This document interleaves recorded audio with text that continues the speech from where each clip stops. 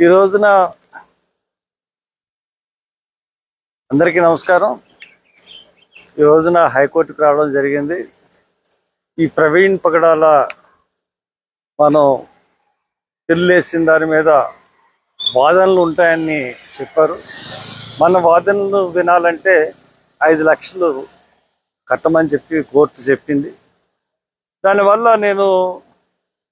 మనం ఇంకొక వారం వాయిదా తీసుకోవడం జరిగింది. ఈ లోపున గవర్నమెంట్ని కూడా తమ వాదనల్ని వినిపించమని చెప్పి వాళ్ళ వాదనలు కూడా వినడానికి కోర్టు సిద్ధపడింది.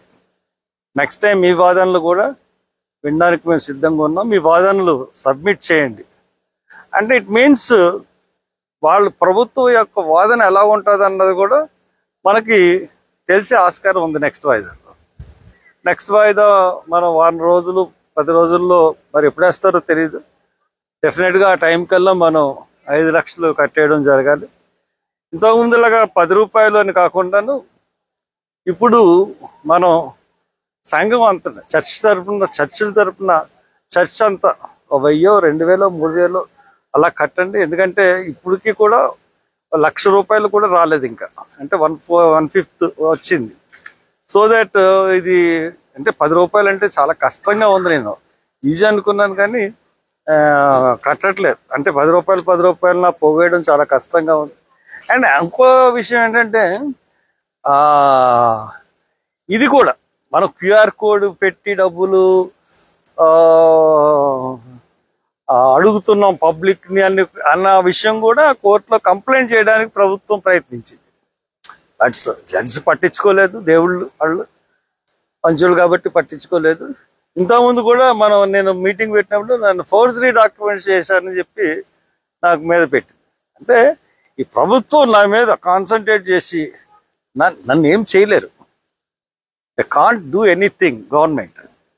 ఎందుకంటే నేను న్యాయంగా వెళ్తాను, నీతిగా వెళ్తాను, తప్పుడు పనులు చేయను. వాళ్ళ దగ్గర ఉన్న చెంచాగాడిలాగా ఎవరిని పొగడను. కాబట్టి ఐఎమ్ ఫైటింగ్. ఈ ప్రవీణ్ పగడాల విషయంలో పూర్తిగా నేను అడుగుతున్నది ఒకటే విషయం. మీరు కంప్యూటర్, ల్యాప్టాప్ ఎందుకు పట్టుకెళ్ళారు? ఐప్యాడ్ ఎందుకు తీసుకెళ్లారు? మీరు ఎందుకు అకౌంట్ సీజ్ చేశారు? తర్వాత ఫస్ట్ పోస్ట్ మార్టం రిపోర్ట్లో మద్యం తాగలేదన్నారు. సెకండ్ పోస్ట్ మార్టంకి మద్యం తాగిందని ఎలా సృష్టించారు? I'm asking these questions. You must answer. నాకు చెప్పకపోయినా పోలీస్ డిపార్ట్మెంట్కి చెప్పాలి. నాకు చెప్పకపోయినా హైకోర్టుకు చెప్పాలి. పోలీసు వాళ్ళు ఏం జరిగింది, ఏంటి, FIR ఎప్పుడు రిజిస్టర్ చేశారు, ఎప్పుడు మీకు తెలిసింది, పోస్ట్ మార్టం రిపోర్ట్ ఎందుకు రిలీజ్ చేయలేదు, అటాప్సీ రిపోర్ట్ ఎందుకు ఇవ్వలేదు, ఇవన్నీ కూడా కోర్టులో చెప్పాల్సిన పరిస్థితి గవర్నమెంట్కి వస్తుంది. కాబట్టి మీరందరూ కూడా రెడీగా ఉండండి, సిద్ధపడి ఉండండి.